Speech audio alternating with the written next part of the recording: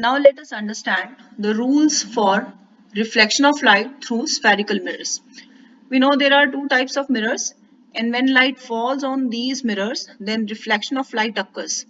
So light is bounced back in the same medium, but light is not bounced back in any random direction.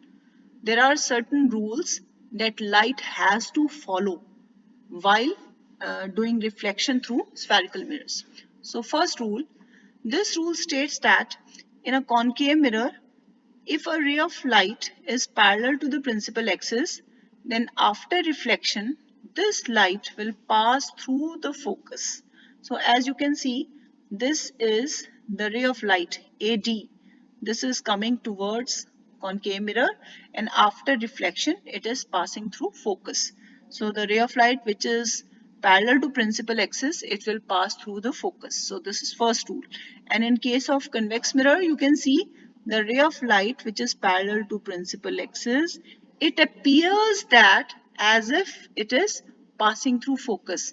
Now this is a diverging mirror, so light has to diverge. It doesn't have to converge, it has to scatter, it has to diverge. But it diverges in such a direction that it appears as if it is passing through the focus. So this is first rule. Second rule, the ray of light which is passing through the focus of the mirror, then after reflection, it will become parallel to the principal axis. So this is second rule. You can see here in case of concave mirror, just concentrate on my pointer here. So this is the ray of light which is passing through the focus. After striking the mirror, it becomes parallel to the principal axis. So this is concave mirror. In case of convex mirror, the ray of light which appears to pass through focus, you can see here, you can see the arrowhead. It appears to pass through focus, or you can say that it is pointed towards the focus. Then after reflection, it becomes parallel to the principal axis. So this is second rule. Now third rule, a ray of light which is passing through the center of curvature, then after reflection, it follows the same path. In case of concave mirror, the ray of light which is passing through C, after striking the mirror, it bounces back and follows the same path. So this is true for concave mirror. This is true for convex mirror also. The ray of light, you can see this ray of light, it is pointed towards the center of curvature. Then after reflection, it is bounced back on the same path. It follows the same path. Fourth rule, the ray of light